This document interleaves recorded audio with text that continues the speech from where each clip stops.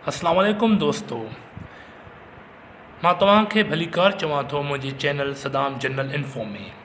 अॼु मां पंहिंजे प्यारनि दोस्तनि लाइ हिकु अहम टॉपिक खणी आयो आहियां, जेकी मौजूदा वक़्त में मौजूदा सूरत हाल में या जेका मौजूदा अख़बारुनि जी जेकी सुर्खी बणियल आहे उहा आहे अहिड़ी तरमीम ऐं उन ते वफ़ाक़ी हुकूमत जा एतिराज़। दोस्तों, हिनमहिल तव्हां अख़बारुनि में ॾिसंदव जेको आहे फेसबुक ऐं व्हाट्सअप मुख़्तलिफ़ जेके सोशल मीडिया आहिनि उन ते तव्हां ॾिसंदव त हिन अहिड़ी तरमीम ते तमामु अहम बहस हली रहियो आहे। अहिड़ी तरमीम इन जे करे हिनमहिल जेको आहे अहम टॉपिक आहे, छाजे करे त जेकी मौजूदा वफ़ाक़ी हुकूमत आहे उहा हिन तरमीम खे ख़तमु या उन में जेको कुझु आर्टिकल्स आहिनि उन्हनि खे ख़तमु करणु चाहे थी। हिन जेको आहे लेक्चर में मां कुझु अहम शयूं डिस्कस करण वारो आहियां।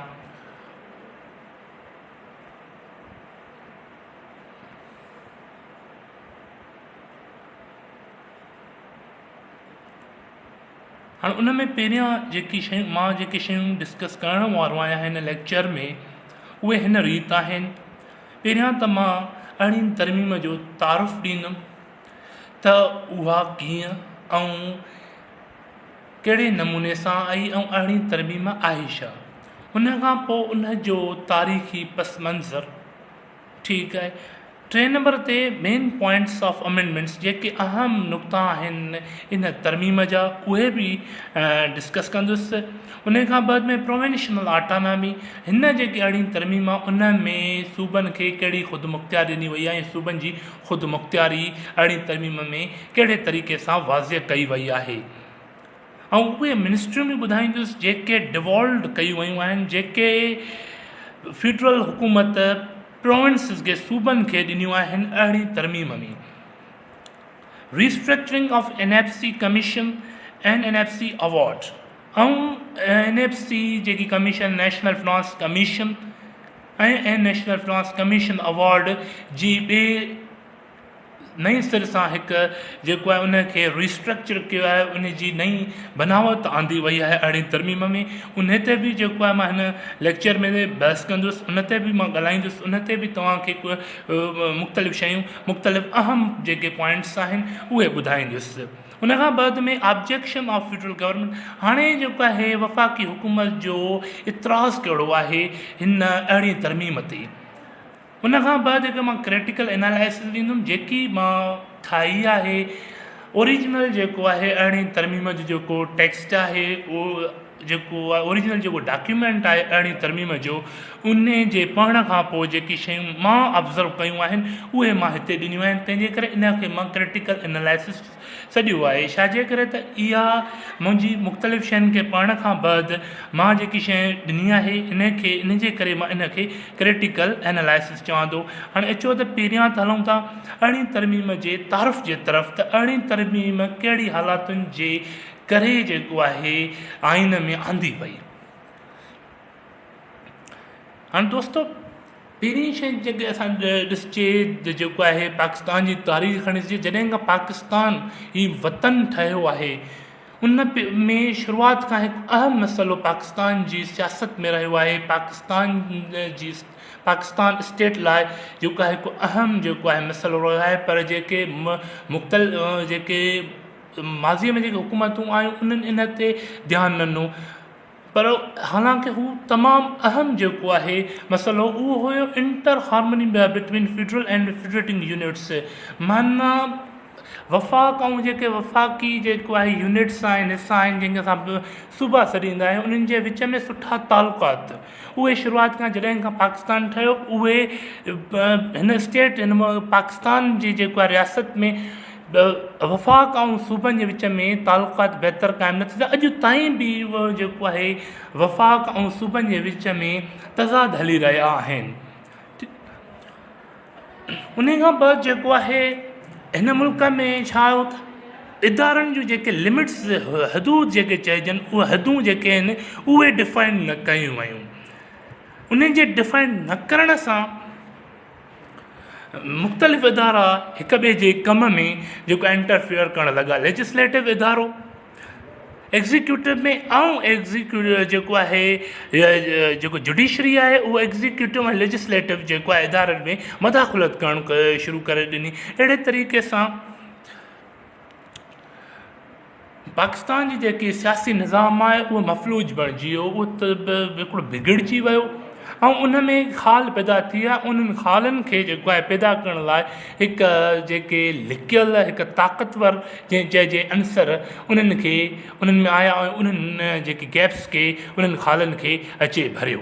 ऐं अहिड़ी तरीक़े सां पाकिस्तान जी जमहूरियत हिकिड़ी अथॉरिटेरियन गवर्नमेंट में तब्दील थी वई, वन मैन शो में जेको आहे चइजे त तब्दील थी वई। अहिड़े तरीक़े सां उहे जॾहिं आंसर आहे जंहिंखे स्टेट एलीट्स चयो वञे थो, जॾहिं उहो आया त उन्हनि जेको आहे पॉलिटिकल सिस्टम ऑफ पाकिस्तान जेको हुयो उन खे जेको सियासी निज़ाम हुयो पाकिस्तान खे उनखे दरहम बरहम करे छॾियो। ऐं इन जे थियण सां छा थियो त मुख़्तलिफ़ मसइला पाकिस्तान जी रियासत लाइ उभरी आया। उन में पहिरियों जेको मसइलो हुयो उहो हुयो त जेको आहे नेशनल डिसइंटीग्रेशन थी, सूबनि ऐं मुफ़ाक़ में जेके इख़्तिलाफ़ात आहे उन्हनि में छा थियो त माण्हू जेको आहे बाग़ी थी वियो आहे, स्टेट जे ख़िलाफ़ु थी वियो आहे, नेशनल डिसइंटीग्रेशन थी। उनजो वॾे में वॾो जेको मिसाल आहे उहो तव्हांजो जेको आहे असांजो ईस्ट पाकिस्तान जंहिंखे तव्हां जेको आहे चवंदा आहियो बांग्लादेश, उहो असां दार थियो। अहम सूबो असांजो हुयो, उन मां असांजी अहम जेको आहे रेवेन्यू जनरेट थींदो उहो हिनमहिल अलहदा हिकिड़ो मुल्क बणिजी वियो। उनजो जेको सबबु हुयो इहो ई हुयो त असां वटि जेको आहे पॉलिटिकल डिस्टेबलाइज़ जेको आहे असांजे मुल्क में जेको पॉलिटिकल सिस्टम हुयो उहो डिस्टेबलाइज़ थी वियो। उन खां बाद जेको आहे सिक्योरिटी जेको आहे इशूज़ उभरिया। जीअं मां तव्हांखे ॿुधायो त मुख़्तलिफ़ जेको आहे ॿियनि माण्हू जेके उभरिया उहे भागी थी विया हिन जेको आहे फेडरल जेके हुकूमतूं रहियूं उन जे रवैये मां, उन जे करे उहे भागी थी विया ऐं जेको आहे धारिया जेके मुल्क हुया ऐं उन्हनि इन जो फ़ाइदो वरितो ऐं उन्हनि खे पाकिस्तान जी रियासत जे ख़िलाफ़ु इस्तेमालु कयो ऐं इन जे करे असां वटि सिक्योरिटी चैलेंजिस वधी विया। सिक्योरिटी चैलेंजिस वधण सां असां वटि जेको आहे मईशत जो जेको आहे बहिरान थियो। असांजी जेको आहे मईशत में घणे में घणो जेको आहे सिक्योरिटी दिफ़ा ते इस्तेमालु थियणु लॻी, छाजे करे त असांजा पंहिंजा ई माण्हू असांजे ख़िलाफ़ु बणिजी विया। अहिड़ी सूरत हाल खे ॾिसंदे 2010 जी टाइम जी हुकूमत जेकी पीपल्स पार्टीअ जी उन जे सदर आसिफ अली ज़रदारी हिकु तजवीज़ ॾिनी जेको आहे नेशनल असेंबली ऐं सेनेट खे त हिकु अहिड़ी तरमीम ठाही वञे, हिकिड़ी अहिड़ी तरमीम जेको आहे 1973 जे आइन में आंदी वञे जेकी इन्हनि मसइलनि खे ख़तमु करे ऐं हिकु प्योर डेमोक्रेसी जेको आहे हिकु शफ़ाफ़ जेको आहे जमहूरियत जेको आहे पाकिस्तान में आणे। अहिड़े तरीक़े सां उन जेकी आसिफ ज़रदारी तजवीज़ ॾिनी उनखे अहिड़ी तरमीम जो जेको आहे नालो ॾिनो वियो। इन जो बिल 8 अप्रैल 2010 में नेशनल असेंबलीअ मां पास थियो। उनखां बाद उहो जेको बिल नेशनल असेंबलीअ मां पास थियो उहो सेनेट में वियो, जेको 15 अप्रैल 2010 में सेनेट खां पास थियो। उन खां पोइ जेको आहे जीअं मां हिकिड़ी नंढी ॻाल्हि कंदो हलां त पहिरियां जॾहिं को बि तब्दीली आणण लाइ आइन में का तब्दीली आणण लाइ कोशिशि कबी आहे त पहिरियां बिल ठाहिबो आहे। बिल में मुख़्तलिफ़ शयूं ॾिनियूं वेंदियूं आहिनि। उहो पोइ उहो जेको बिल आहे जेको स्टैंडिंग कमेटी ठाहींदी आहे, हिकु जेको नेशनल असेंबली जी हिकु कमेटी आहे जंहिंजो कमु आहे बिल ठाहिणु। उहा जेको बिल ठाहींदी उहा स्टैंडिंग कमेटी पार्लियामेंट में ॾींदी। नेशनल असेंबली में जेके MNAs हूंदा, जेके मेंबर ऑफ नेशनल असेंबली, उहे उन ते डिस्कस कंदा, उन ते डिबेट कंदा, उन ते शक शुबा ज़ाहिर कंदा। अगरि उहो उते अक्सरियत सां उहो जेको बिल पास थी थो वञे त उहो अॻिते जेको आहे फर्दर प्रोसेस लाइ सेनेट में वेंदो ऐं सेनेट मां अगरि पास थी थो वञे त पोइ उहो वेंदो जेको आहे सदर जे तरफ़। सदर जॾहिं उन ते सही कंदो त उहो जेको बिल आहे उहो हिकु एक्ट जो हिसो थी वेंदो ऐं एक्ट माना आइन जो हिसो, the part of the constitution. अहिड़े तरीक़े सां जेको आहे 19 अप्रैल 2010 ते इहो बिल जेको आहे सही कयो वियो आसिफ अली ज़रदारीअ खां ऐं उहो 19 अप्रैल 2010 ते हिकु एक्ट में तब्दील थी वियो जंहिंखे चयो वियो 18th अमेंडमेंट।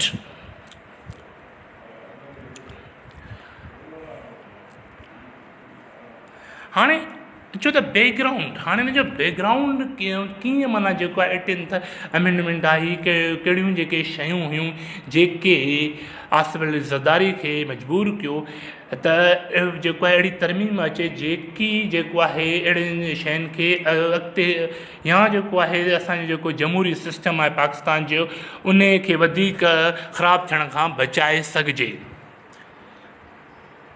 हाणे उहे जेके माज़ीअ जा वाक़िया आहिनि उहे मां टिनि कैटेगरीज़ में विराया आहिनि।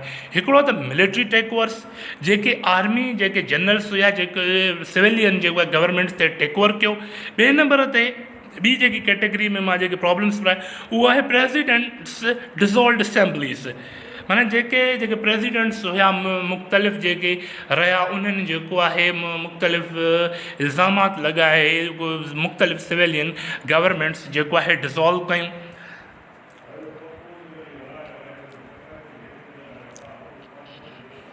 ऐं जेको आहे जुडिशरी लीगलाइज्ड माण्हू थर्ड कैटेगरी में जेके मां इवेंट्स विराया आहिनि उहो आहे जुडिशरी लीगलाइज्ड मार्शल लॉस।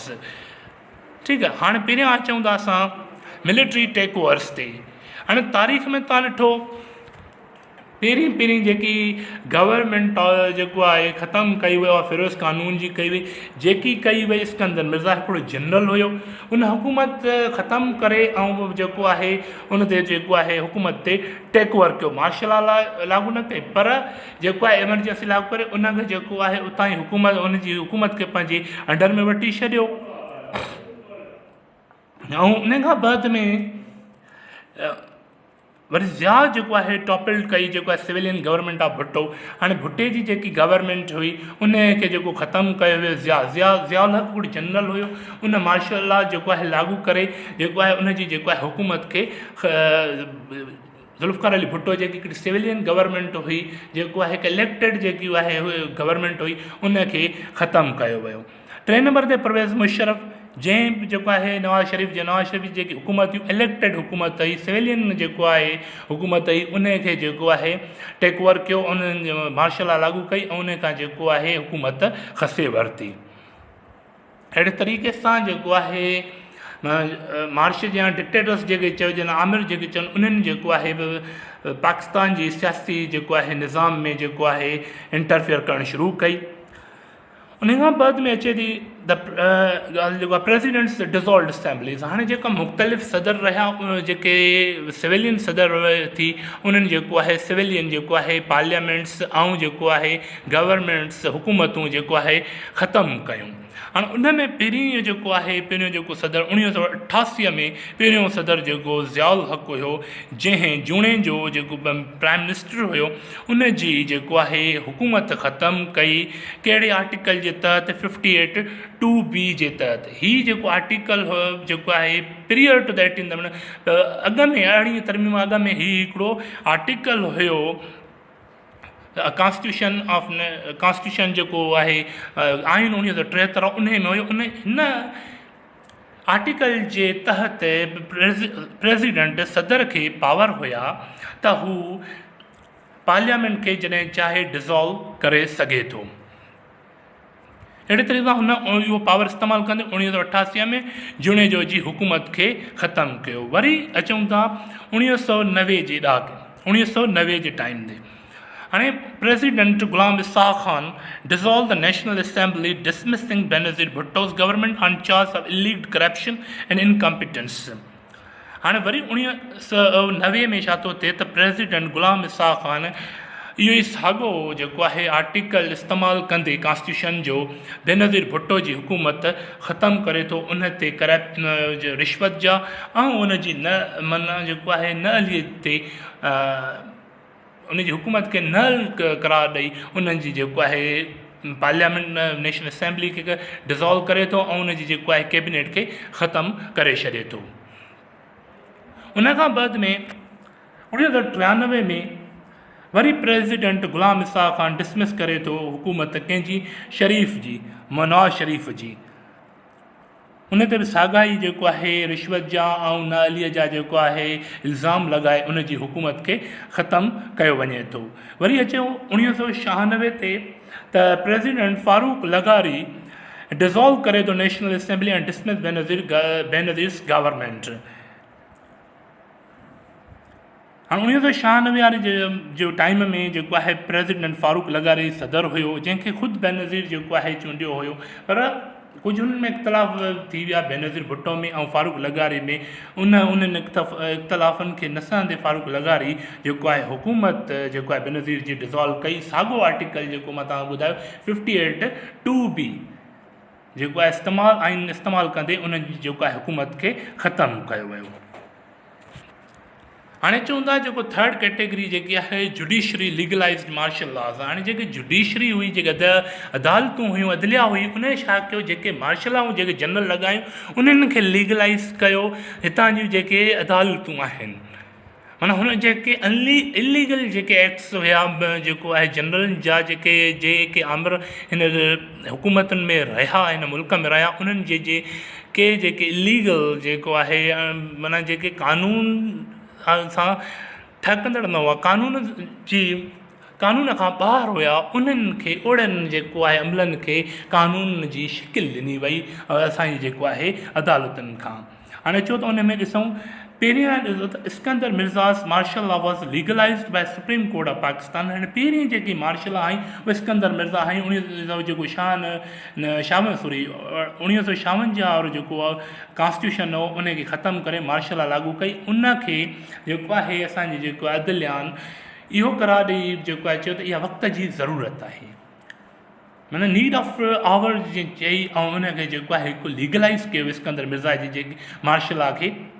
उन खां बाद में ज़िया जेको आहे मार्शल लॉ लागू कई, जेको आहे भुट्टो जी हुकूमत खे ख़तमु करे मार्शल लॉ लागू कई। ऐं उहो बि हिकु जेको आहे सिविलियन हुकूमत खे ख़तमु करणु हिकु माना इलीगल आहे, उनखे लीगलाइज़ कयो हितां जी अदालतुनि। 3 नंबर ते जेको आहे मुशरफ जेको मार्शल लॉ हुयो, जेको हुन 1999 में आयो, जॾहिं नवाज़ शरीफ़ जी हुकूमत खे ख़तमु कयो। हाणे उनखे बि सुप्रीम कोर्ट जेको आहे लीगलाइज़ कयो। त इन्हनि वाक़िअनि खे ॾिसी पीपल्स पार्टी जी जेको आहे हुकूमत सोचियो त अहिड़ा वाक़िआ तारीख़ में न दोहराइजनि। इन जे करे हिकु अहिड़ी तरमीम, हिकिड़ो अहिड़ो जेको आहे एक्ट आंदो वञे जेको पाकिस्तान जी डेमोक्रेसी खे मज़बूत करे, पाकिस्तान जी जेकी कॉन्स्टिट्यूशन में पार्लियामेंट्री निज़ाम जेको ॾिनो वियो आहे, पार्लियामेंट्री निज़ाम, पार्लियामेंट्री सिस्टम, उनखे मज़बूत कयो वञे। तंहिंजे करे अहिड़ी तरमीम ॾिनी वई, तंहिंजे करे अहिड़ी तरमीम जी ज़रूरत पेश आई। हीउ हुयो हुनजो तारीख़ी पस मंज़र। मां उमेदु कयां थो तव्हांखे बहितर नमूने सां सम्झ में इहा शइ आई हूंदी। हाणे हलूं था अॻिते। हाणे मां हिते कुझु अहम जेको आहे नुक़्ता बयानु करणु चाहियां थो अहिड़ी तरमीम जा, जेकी 19 अप्रैल 2010 में जेको आहे कॉन्स्टिट्यूशन जो हिसो बणी। हाणे हुन में जेकी पहिरीं जेकी पॉइंट आहे उहा आहे the name of the former president of Pakistan general Zia has been removed from the text of the constitution. हाणे पहिरियों हुन में जेकी शइ कड़ी कई वई, पहिरीं जेकी मेन पॉइंट इहा हुई त जेको कॉन्स्टिट्यूशन में जेको ज़िया उल हक़ जो नालो उनखे ख़तमु कयो वियो। ॿिए नंबर ते जेको आहे मुशरफ 17th अमेंडमेंट ॾिनी आहे, लीगल फ्रेमवर्क ऑर्डर, उनखे जेको आहे ख़तमु कयो वियो। इन 17th अमेंडमेंट इहा ॾिनी त इन में 58(2)B जेको आहे एड कयो, जेको नवाज़ शरीफ़ जी हुकूमत ख़तमु कयो हुयो, उनखे वरी रिस्टोर करे वरी उन जेको आहे पंहिंजे जेको मार्शल लॉ खे लीगलाइज़्ड कयो, पाण खे हिकिड़ो अथॉरिटी माना उन ॾिनी। 3 नंबर ते holding constitution abeyance is the 10th amount high treason. टियों जेको नुक़्तो आहे हिन जो जेको मेन जेको आहे अमेंडमेंट जो, उहो इहो आहे त अगरि को कॉन्स्टिट्यूशन खे आइन खे सस्पेंड करे थो त उन खे कंसीडर कयो वेंदो तमामु वॾो ॾोहो, ईअं सम्झे पेनल्टी ऑफ डेथ। उन माण्हूअ खे जेको आइन सां छेड़छाड़ कंदो उनखे गद्दार तस्वर कयो वेंदो, माना उन लाइ एॾी वॾी सज़ा जेको आहे अहिड़ी तरमीम जे ज़रिए आइन में ॾिनी वई। हाणे चौथे नंबर जेकी मेन पॉइंट आहे उहा आहे the power to dissolve the parliament was withdrawn from the president खां पावर जेको वापसि वरिता विया त उहो जेको आहे कंहिं बि जेको आहे चूंडियल हुकूमत खे ख़तमु नथो करे सघे। 5 नंबर ते आहे the power of legalizing martial law was taken away from the Supreme Courts and High Courts. जेके अॻ में जीअं अदालतुनि जीअं अमर जेके हुया जेके डिक्टेटर्स हुया जंहिं जेको आहे मार्शल लॉ लागू कयूं उन्हनि खे जेको आहे कानूनी शिकिल ॾिनी हाणे छा थियो त अरिड़हीं तरमीम खां पोइ जेको आहे इहे जेको आहे सुप्रीम कोर्ट या जेके हाई कोर्ट्स खां इहे पावर खसिया विया उहे कंहिं बि अहिड़े अमल खे लीगलाइज़ नथियूं करे सघनि उनखे कानूनी शिकिल नथियूं ॾेई सघनि पंजो नंबर जेको 6 नंबर पॉइंट आहे judicial commission will comment the appointment procedure of superior जजिस and final names of जजिस will be decided by parliamentary commission. हाँ पोइ हिकिड़ी अॻ में छा हो त प्रेसिडेंट जेको आहे जजिस खे मुंतखब कंदो पर हाणे छा थियो त हिकु बहितर प्रोसीजर क़ाइमु कयो जंहिंजे थ्रू जेको आहे सुपीरियर जजिस क़ाइमु कया वेंदा उहे हाई कोर्ट जा बि थी सघनि था सुप्रीम कोर्ट जा पर उन्हनि खे हिकु प्रोसीजर जे थ्रू जेको आहे चूंडियो वेंदो उन्हनि जी क्राइटेरिया ठाही वेंदी उन तहत उन्हनि खे जांचे वग़ैरह उन ते बाक़ाइदे डिस्कशन करे पोइ उन्हनि खे चूंडियो वेंदो। Last point is the share of provinces in each award of national commission shall not be less than the share given to the provinces in the previous award. हाणे हिन में ॿी जेकी शइ हुई त जेको आहे प्रोविंसिस खे सुठो शेयर ॾिनो वियो जेको NFC अवार्ड जेको हर 5 साल ईंदो आहे जंहिंजे थ्रू जेको आहे जेकी सूबनि मां टैक्स वग़ैरह उगाड़ी कईंदा आहे ॿियो जेको मुल्क में रेवेन्यू जनरेट थींदो आहे उन खे विरायो वेंदो आहे ऐं कुझु जेको आहे फेडरल खे ॾिनो वेंदो आहे ऐं कुझु जेको आहे प्रोविंसिस खे।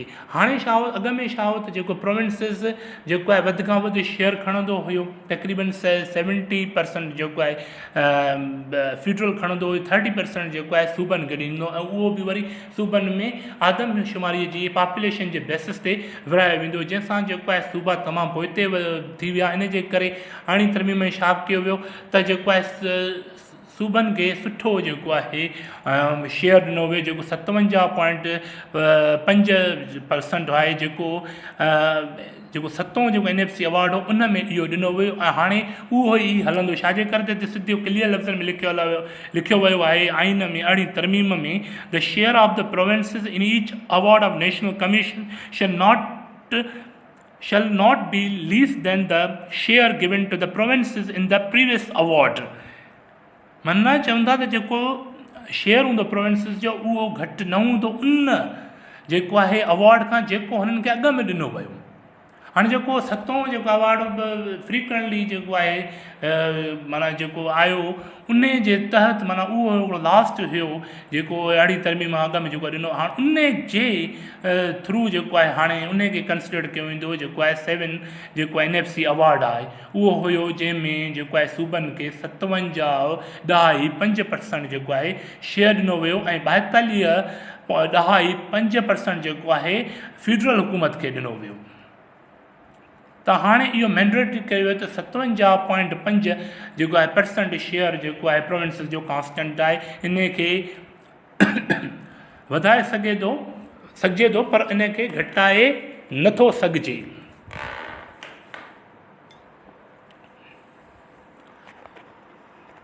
हाणे चवंदा प्रोविंशनल ऑटोनॉमी हाणे अरिड़हीं तरमीम खे हिकु बहितरीन जेको आहे दस्तावेज़ चयो थो वञे सूबनि जी ख़ुदमुख़्तियारीअ जे लाइ।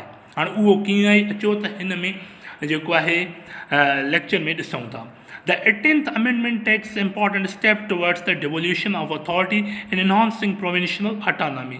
It has scrapped the concurrent legislative list of subjects and those subjects with few exemptions have been transferred to the provinces। हाणे अरिड़हीं तरमीम में छा कयो वियो कंकरेंट लिस्ट खे ख़तमु कयो।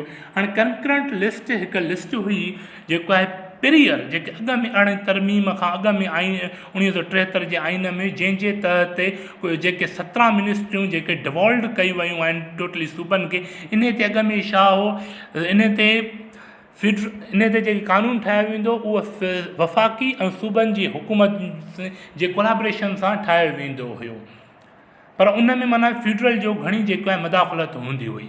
हाणे कंकरेंट लिस्ट खे ख़तमु करण जो मतिलबु इहो हुयो त उन जी जेकी सॼी जेकी अथॉरिटी आहे उहा सूबनि खे ॾिनी वई त इन खे चइबो आहे कंकरेंट। इन जे करे चवंदा आहिनि त जेको आहे अरिड़हीं तरमीम हिकु बहितरीनु जेको आहे दस्तावेज़ आहे सूबनि जी ख़ुदि मुख़्तियारीअ लाइ। अगरि वरी हाणे अचूं था काउंसिल ऑफ कॉमन इंट्रस्ट, हाणे वरी 18वीं तरमीम में हिकिड़ो काउंसिल ऑफ इंट्रस्ट क़ाइमु कई वई।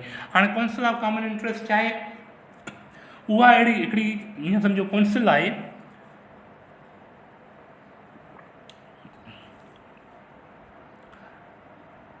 जंहिंजो कमु आहे उन्हनि मामलात ते डिस्कस करणु जेके वफ़ाक़ ऐं सूबनि जे दरमियान आहिनि, ॿिन्हिनि ते जंहिंजो जेको आहे हक़ु आहे उहो आहे हाणे वाटर आहे, पाणी, इलेक्ट्रिसिटी बिजली, मेजर पोर्ट्स आहिनि जीअं कासिम पोर्ट आहे, नेशनल प्लानिंग ऐं नेशनल इकोनॉमिक कोऑर्डिनेशन आहे। हाणे इहे कुझु जेके अहम शयूं आहिनि जिते माना जेको आहे प्रोविंसिस खे ऐं जेको आहे फेडरल गवर्नमेंट खे ॿिन्हिनि खे इन ते हक़ु आहे। इन जे करे हीअ जेको आहे काउंसिल ऑफ कॉमन इंट्रस्ट आहे जंहिंजो टाइम आहे 9 महीना, उन्हनि में जेको आहे उन्हनि खे जेको आहे मिलणो हूंदो आहे, इन्हनि मामलनि ते डिस्कस करिणो पवंदो आहे। हाणे इन जी जेको आहे इन में मेंबर्स कहिड़ा आहिनि? हाणे इन में मेंबर्स आहिनि चारई जेके सूबनि जा जेके चीफ मिनिस्टर्स आहिनि, उन खां बाद में 3 जेको आहे वफ़ाक़ी जेको आहे मिनिस्टर्स वज़ीर, ऐं उनजो जेको वरी हेड आहे जेको चेयरमैन आहे उहो प्राइम मिनिस्टर खे कयो वियो आहे, वज़ीर आज़म खे उनजो जेको आहे हेड कयो वियो आहे। हाणे ॿियों जेकी आम शइ आहे त in emergency would not be imposed इन अ province without the prior consent of that assembly.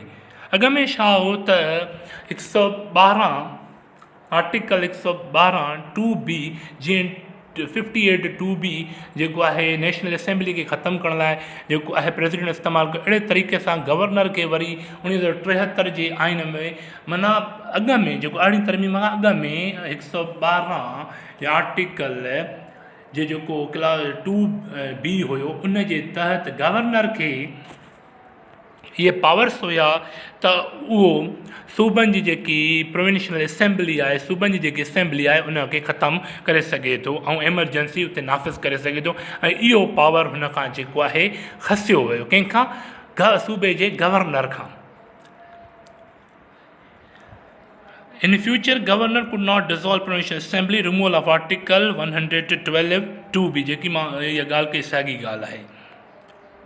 हाणे डिवॉल्ड मिनिस्ट्रीज़, हाणे 18वीं तरमीम जे ज़रिए कहिड़ियूं जेको आहे मिनिस्ट्रीज़, कहिड़ियूं जेको आहे वज़ारतूं जेको आहे सूबनि खे मुंतक़िल कई वियूं आहिनि फेडरल हुकूमत खां।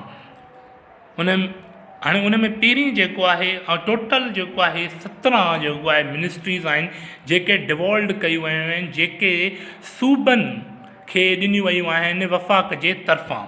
कंहिंमें 18वीं तरमीम जे ज़रिए मिनिस्ट्री ऑफ पहिरियों जेकी आहे मिनिस्ट्री ऑफ एजुकेशन, ॿी आहे ministry of climate change, T आहे मिनिस्ट्री ऑफ हेल्थ, चौथी आहे मिनिस्ट्री ऑफ लेबर, पंजी आहे ministry of local government and rural development, छहीं आहे मिनिस्ट्री ऑफ मिनॉरिटीज़, सतीं आहे मिनिस्ट्री ऑफ कल्चर ऐं अठी आहे मिनिस्ट्री ऑफ पॉपुलेशन वेलफेयर, 9 आहे मिनिस्ट्री ऑफ स्पोर्ट, 10 आहे मिनिस्ट्री ऑफ टूरिज़म, 11 आहे मिनिस्ट्री ऑफ वुमेन डेवलपमेंट, 12 आहे मिनिस्ट्री ऑफ यूथ अफेयर्स, 13 आहे मिनिस्ट्री ऑफ ज़कात एंड इशरा। हाणे बाक़ी हिते 4 जेको आहे मिनिस्ट्रियूं घुटनि थियूं। हाणे इहो तव्हांजो जेको आहे असाइनमेंट आहे त मूंखे कमेंट्स में इहे ॿुधायो त बाक़ी 4 जेको आहे उहे कहिड़ियूं मिनिस्ट्रियूं आहिनि जेके वफ़ाक़ डिवॉल्ट कयूं आहिनि, ॾिनियूं आहिनि, हैंडओवर कयूं आहिनि जेको आहे सूबनि खे। हाणे अॻिते हलूं था reforming of NFC commission and NFC award. हाणे हीअ हिकिड़ो तमामु अहम नुक़्तो आहे 18वीं तरमीम जो। As per Article 160 of the Constitution, the President will establish the National Commission after every 5 years. हाणे 160 जेको आहे आर्टिकल जेको आइन 1973 जो आहे उन में इहा शइ वाज़िया कई वई आहे त हिकु नेशनल सदर हिकु जेको आहे नेशनल कमीशन जेको आहे नेशनल फिनांस कमीशन ठाहींदो। ठीकु आहे। हाणे नेशनल फिनांस कमीशन छा आहे? National Finance Commission is a constitutional body set up for the distribution of financial resources among the provinces by federal government. हाणे जेकी नेशनल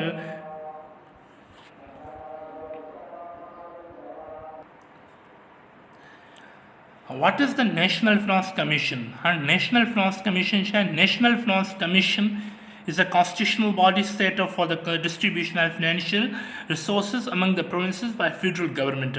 हाणे जेको नेशनल फिनांस जेकी कमीशन आहे उहो हिकिड़ो आइनी इदारो आहे जंहिंजो कमु आहे जेको आहे फिनांस खे फिनेंशियल जेके रिसोर्सिस आहिनि मईशत जा जेके ज़रिया उन्हनि खे जेको आहे सूबनि जे विच में विराइणु माना फिनांस के पैसे माना जेको आहे रेवेन्यू खे सूबनि जे विच में विराइणु इहो कमु आहे नेशनल फिनांस कमीशन जो।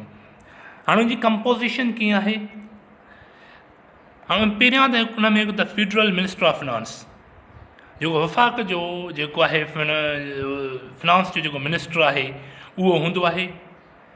ॿिए नंबर ते 4 प्रोविंशियल फिनांस मिनिस्टर्स, 4 जेको आहे सूबनि जा जेके फिनांस मिनिस्टर्स आहिनि उहे इन जा जेके मेंबर हूंदा आहिनि।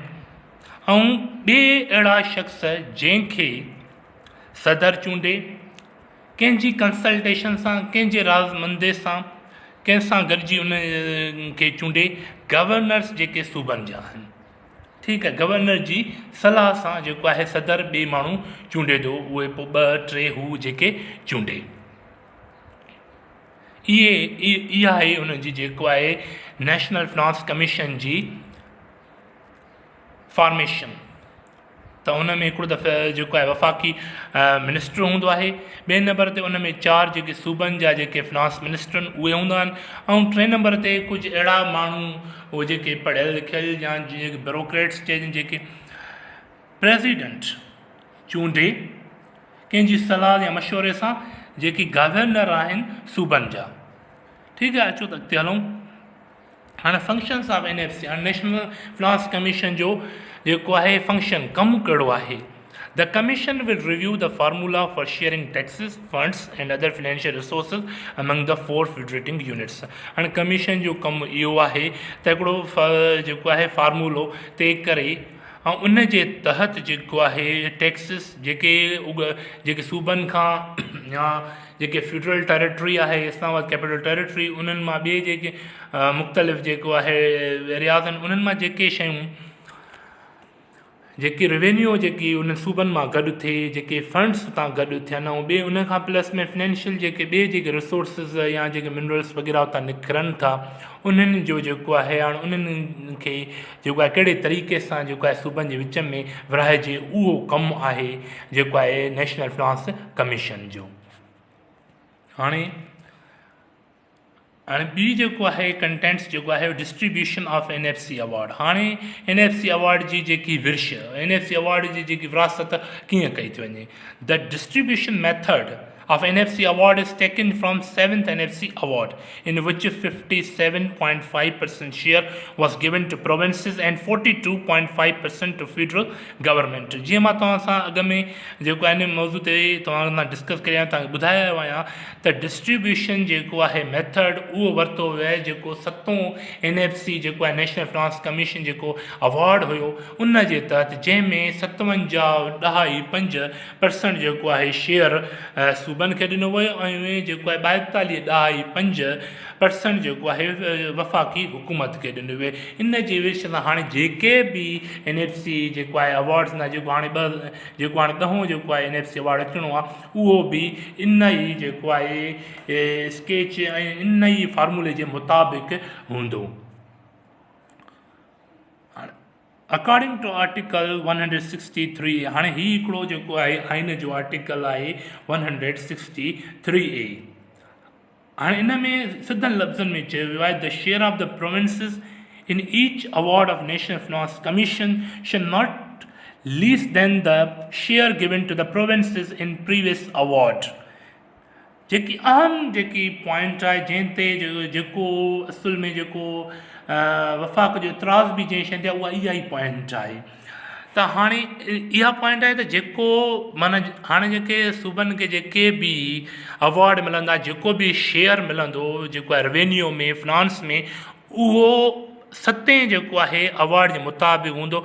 हा, उन शेयर खे वधाए सघिजे, माना 57 खां तव्हां 58 60 करे सघो था, पर उनखे 56 तव्हां नथा करे सघो। उन शेयर खे तव्हां घटि नथा करे सघो, उनखे वधाए सघो था पर उनखे घटि नथा करे सघो। सूबनि खे 57.5 जेको आहे % मिलंदो, उन खां घटि न मिलंदो। हा, उन खां वधीक मिली सघे थो पर घटि न मिलंदो। इहा वॾी पॉइंट जेको आहे अहिड़ी तरमीम में, जंहिंजे करे इन पॉइंट जे बि करे जेको आहे अहिड़ी तरमीम खे हिकु बहितरीनु जेको आहे प्रोविंशनल सूबाई ख़ुदि मुख़्तियारीअ जो दस्तावेज़ कोठियो वञे थो। हाणे अचो नेक्स्ट पॉइंट ते।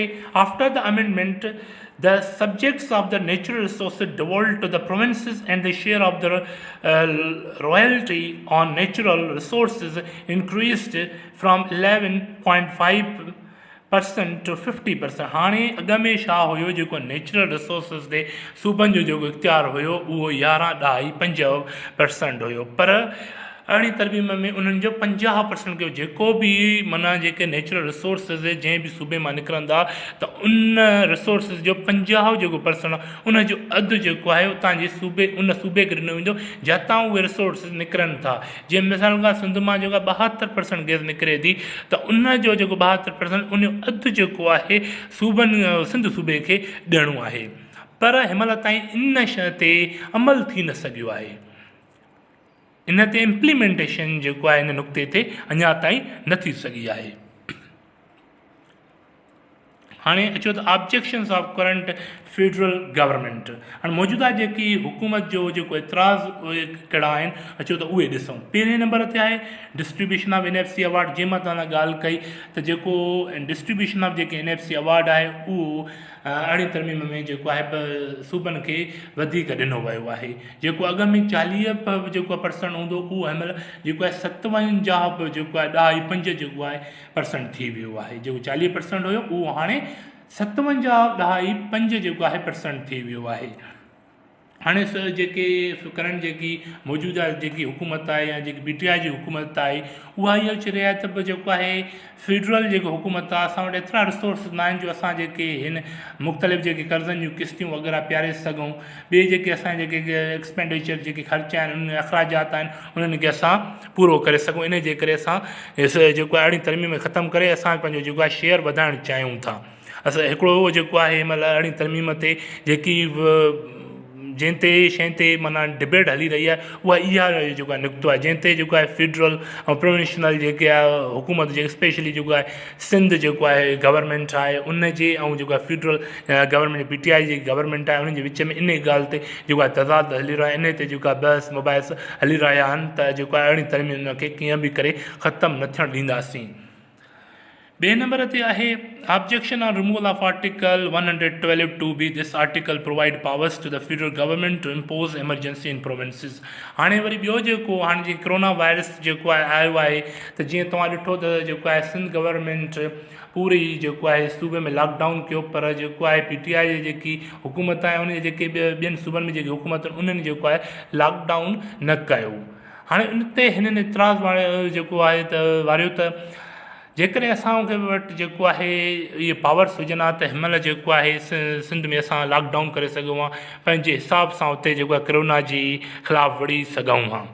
इहो हिकिड़ो जेको आहे हिनमहिल इहो बि बहस हली रहियो आहे त इन जेको आहे आर्टिकल खे वरी जेको आहे रिन्यू कयो वञे, आंदो वञे जेको आहे अहिड़ी तरमीम में, जीअं जेको आहे फेडरल जी जेको आहे अथॉरिटी सूबनि ते क़ाइमु रखी सघिजे, जीअं जेको आहे पीरियर 18th अमेंडमेंट अॻ में अहिड़ी तरमीम खां हुई।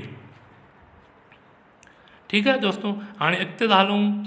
जेकी स्लाइड हाणे क्रिटिकल एनालिसिस, जेकी मुंहिंजे तरफ़ां जेके शयूं जेके मां सम्झियूं, जॾहिं मां जेको आहे अहिड़ी तरमीम जो जेको ओरिजिनल जेको टेक्स्ट आहे, ओरिजिनल जेको नेशनल असेंबली मां एक्चुअल पास थियल आहे, उनखे जॾहिं मां पढ़ियो त मूंखे ॿ शयूं जेको आहे अहम जेके लॻियूं, जेके मुंहिंजे मुताबिक़ जेके हिनमहिल जेकी करंट जेकी फेडरल जेकी हुकूमत आहे उहा इन ॿिनि नुक़्तनि जे करे बि अहिड़ी तरमीम खे ख़तमु करणु चाहे थी। हाणे उहे कहिड़ियूं बि जेके आम पॉइंटियूं आहिनि, हिकिड़ी आहे त गिल्टी ऑफ हाई ट्रेज़न, माना वॾी जेको आहे सज़ा लाइ कंहिंखे नामज़दा करणु। हिकिड़ो हाणे in article 6(1) Any person who abrogates or subverts or suspends or holds abinds the Constitution by use of force or show of force or by any other unconstitutional means shall be guilty of high treason. हाणे आयो जेको आहे article 6 constitution जेको आइन आहे 1973 जे उन article 6 जे मुताबिक़ इहो चयो वियो आहे त अगरि जेकॾहिं को माण्हू अगरि को शख़्स आइन खे मुलतवी करणु चाहींदो आइन खे ख़तमु करणु चाहींदो त इन जे इन अमल खे जेको आहे वॾो गुनाह सम्झियो वेंदो ऐं इन लाइ जेकी हिकिड़ी वॾी सज़ा हूंदी जेकी डेथ पेनल्टी बि थी सघे थी उनखे गद्दार जेको आहे कोठियो वेंदो हिकिड़ी इहा शइ ॿी जेकी पॉइंट आहे उहा आहे आर्टिकल 6(2)A हाणे आर्टिकल 6(2)A में जेको आहे छा थो चयो वञे an act of high treason mention in clause 1 and 2 shall not be validated by any court including the Supreme Court and High Court. हिन में चयो वियो आहे त जेको जीअं अॻ में थियो जीअं मां तव्हांखे ॿुधायो जेके बि मार्शल लॉस थियूं उन्हनि खे लीगलाइज़ जेको आहे जुडिशरी कयो पर हाणे जेको आहे जुडिशरी खां जेको आहे जुडिशियल ब्रांच खां इहे पावर खसिया विया आहिनि त उहा कंहिं बि जेको आहे अहिड़े अमल खे जेको आहे कानूनी शिकिल नथी ॾेई सघे जेके रियासत जे वकार जे ख़िलाफ़ु आहे रियासत जे सलामतीअ जे ख़िलाफ़ु आहे अहिड़े अमल खे जेको आहे रियासत जूं जेके अदालतूं आहिनि उहे उनखे कानूनी शिकिल या उनखे सही करार नथियूं ॾेई सघनि. These are actual articles which the federal government want to repeal in order to pave the way to the state elite. And state elite तव्हां सम्झी वञो त कहिड़ा स्टेट एलीट आहिनि उहा कंहिंखां बि का शइ लिकियल न आहे त कहिड़ा असांजे जेको आहे रियासत में स्टेट एलीट जेके ताक़तवर माण्हू कहिड़ा आहिनि उहे तव्हां सभु ॼाणियो था because this is only way to provide power to those state elite ऐं इहे ई जेके इन्हनि ॿिनि शयुनि खे ख़तमु करण सां ई उन्हनि माना जेके स्टेट एलीट आहिनि उन लाइ जेको आहे वरी पाकिस्तान जी सियासत में रस्तो सिधी तरह सां खोली वञी सघे थो.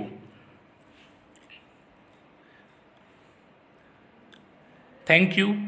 अगर मुंहिंजा दोस्तो तव्हांखे ही वीडियो पसंदि आहे अगरि ही तव्हांखे लेक्चर पसंदि आयो हुजे ही हिकु अहम जेको आहे टॉपिक हुई CS लाइ बि PCS लाइ बि इन जे लाइ अगरि तव्हांखे इहो जेको आहे मुंहिंजो ही लेक्चर पसंदि आयो आहे त बराए महिरबानी मुंहिंजे चैनल खे लाइक बि कयो सब्सक्राइब कयो सदाम जनरल इन्फो मुंहिंजो चैनल आहे उनखे सब्सक्राइब कयो जीअं तव्हांखे जेके मां हाणे मौजूदा जेके बि हालतुनि मां उन्हनि ते लेक्चर ठाहिण जी में लॻो पियो आहियां कुझु तयारु थी विया आहिनि इनशाला उहे तव्हां वटि पुॼी वेंदा उन खां प्लस में मां जी मास्टर थियल आहे IR में ऐं मां उन्हनि ते बि जेको आहे IR ते बि मुख़्तलिफ़ जेको आहे लेक्चर तयारु करे रहियो आहियां इनशाला उहे जल्दी तव्हांखे मिली वेंदा अगरि तव्हां सब्सक्राइब करे छॾींदो उन्हनि जी जीअं उहे अपलोड थींदा वेंदा तव्हांखे उन्हनि जी जेको आहे मालूमात उन्हनि जी जेको तव्हांखे अलर्ट थींदा तव्हां उन्हनि जे बारे में अलर्ट थींदा रहंदव इन जे करे महिरबानी करे मुंहिंजे चैनल खे सब्सक्राइब कयो लाइक कयो तव्हांजी वॾी महिरबानी तव्हां पंहिंजे क़ीमती वक़्तु कढी मुंहिंजो वीडियो ॾिठो मुंहिंजो लेक्चर ॿुधो तव्हांजी वॾी महिरबानी थैंक यू अल्लाह हाफ़िज़.